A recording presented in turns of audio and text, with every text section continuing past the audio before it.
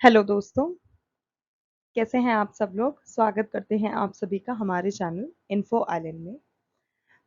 तो फ्रेंड्स, आज हम बात करेंगे एक ऐसी ऐतिहासिक घटनाओं के बारे में जो कि भारत के स्वतंत्रता संग्राम की एक महत्वपूर्ण पहलू रह चुकी है, जिसका नाम है गोलमेज सम्मेलन।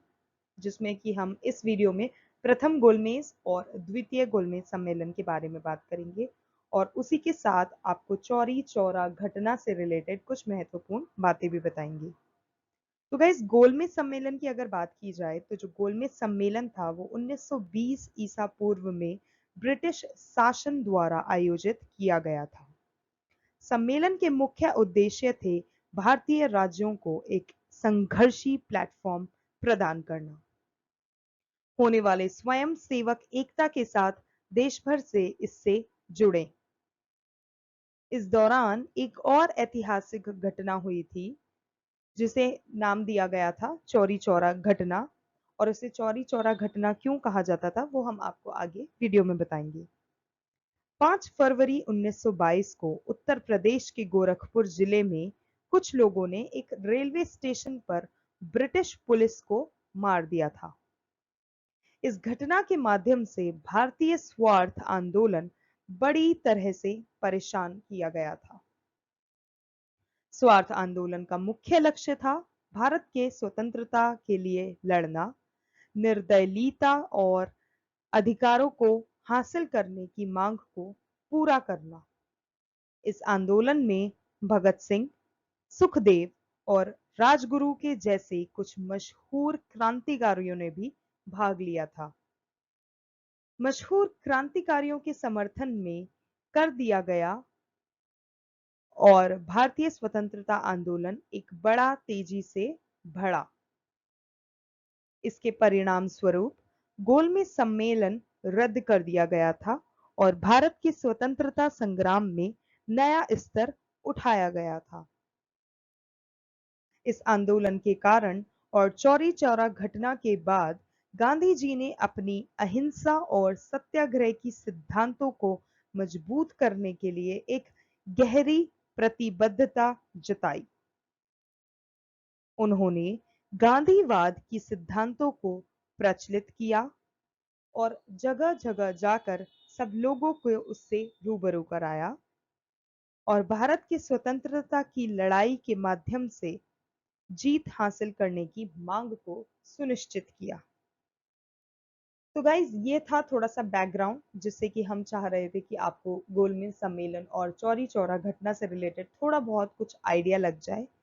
अब चलिए वीडियो को शुरू करते हैं और देखते हैं इससे रिलेटेड अन्य महत्वपूर्ण क्या बातें रही थी।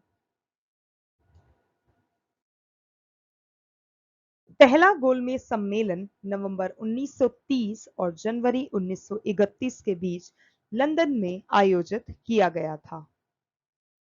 यह आधिकारिक तौर पर किंग जॉर्ज पंचम द्वारा 12 नवंबर 1930 को शुरू किया गया था और इसकी अध्यक्षता रामसे मैकडॉनल्ड ने की थी।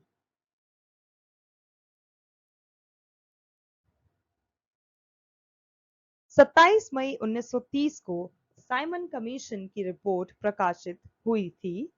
राजनीतिक संगठनों ने कमीशन की सिफारिशों को अस्वीकार कर दिया था।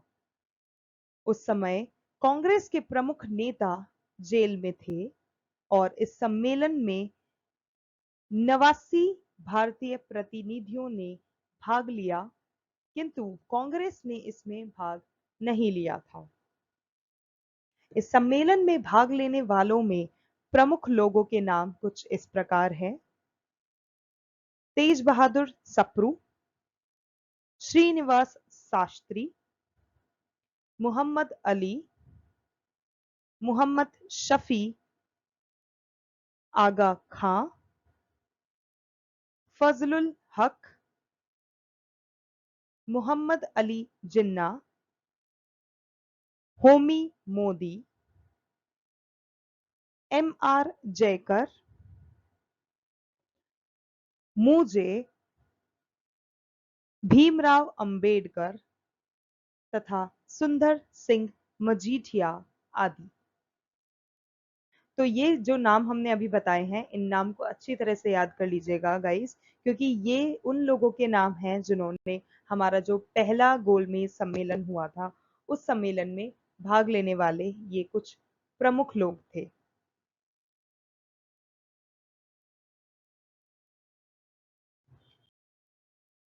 इस सम्मेलन में ईसाइयों का प्रतिनिधित्व केटी पाल ने किया था और इस सम्मेलन का उद्घाटन ब्रिटिश सम्राट ने किया था तथा अध्यक्षता ब्रिटिश प्रधानमंत्री रैमजे मैकडॉनल्ड ने की थी।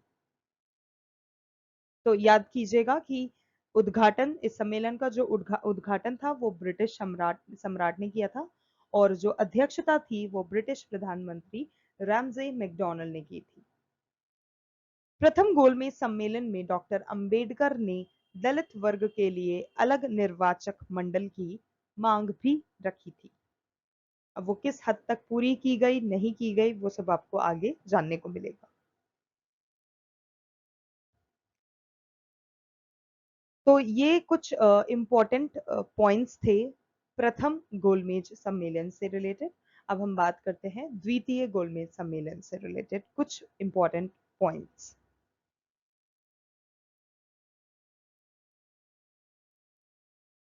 इंडियन लिबरल पार्टी के सदस्य जैसे कि तेज बहादुर सप्रू, सी वाई चिंतामणि और श्रीनिवास शास्त्री ने गांधी से वायसराय से बात करने की अपील की थी। गांधी और इरविन एक समझौते पर पहुंचे थे जिसे गांधी इरविन समझौता, दिल्ली संधि कहा जाने लगा और आज भी उसको इरविन समझौते के नाम से ही जाना जाता है। दूसरा गोलमेज सम्मेलन जो कि 7 सितंबर 1931 में हुआ था, वो भी लंदन में ही हुआ था और ये चला था 7 सितंबर 1931 से लेकर 1 दिसंबर 1931 तक आयोजित किया गया था।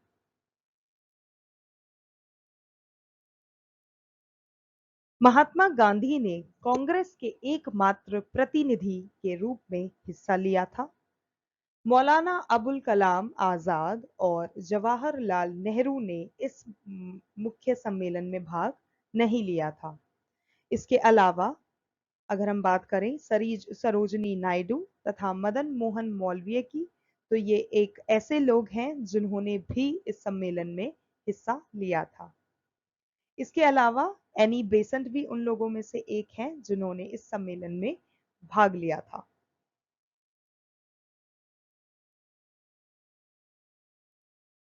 द्वितीय गोलमेज सम्मेलन सांप्रदायिक समस्या पर विवाद के कारण पूरी तरह से असफल रहा था।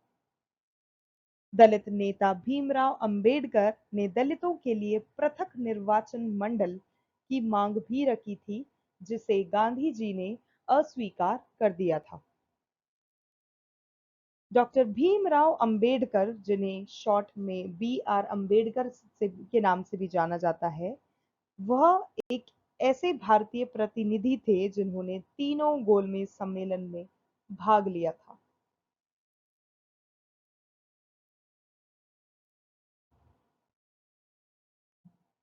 गांधी जी एस राजपुताना नामक जलपोत से लंदन पहुंचे थे तथा वे लंदन के किंग्सले हॉल में ठहरे थे।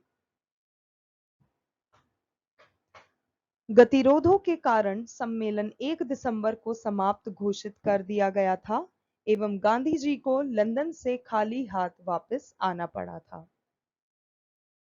स्वदेश पहुंचने पर गांधी जी ने कहा था, यह सच है कि मैं खाली हाथ लौटा हूं, किंतु मुझे संतोष है कि वो ध्वज मुझे सौंपा गया था, उसे नीचे नहीं होने दिया और उसके सम्मान के साथ समझौता नहीं किया।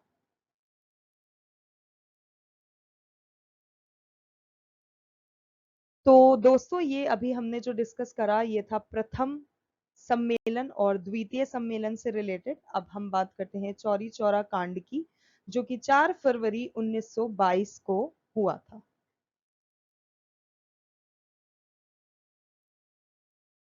चौरी चौरा कांड 4 फरवरी 1922 को ब्रिटिश भारत में संयुक्त राज्य के गोरखपुर जिले के चौरी चौरा में हुआ था,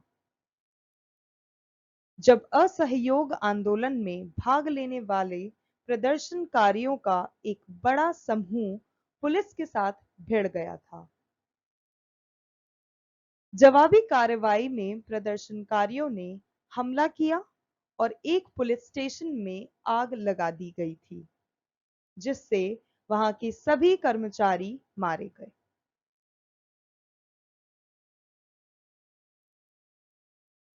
इस घटना के कारण 3 नागरिकों और 22 पुलिसकर्मियों की मौत हो गई थी।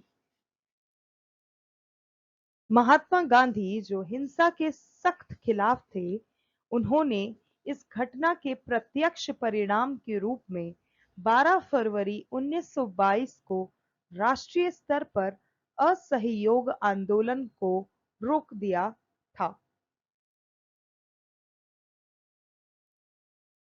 चौरी चौरा कांड के अभियुक्तों का मुकदमा पंडित मदन मोहन मालवीय ने लड़ा और उन्हें बचा ले जाना उनकी एक बड़ी सफलता रही थी।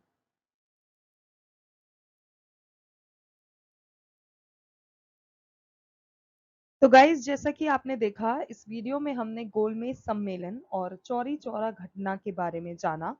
यह 2 घटनाएं भारतीय स्वतंत्रता संग्राम के महत्वपूर्ण पहलुओं में से एक है, जिसने अपनी विभिन्न असरों के कारण भारतीय स्वार्थ आंदोलन को एक नया मोड़ दे दिया था।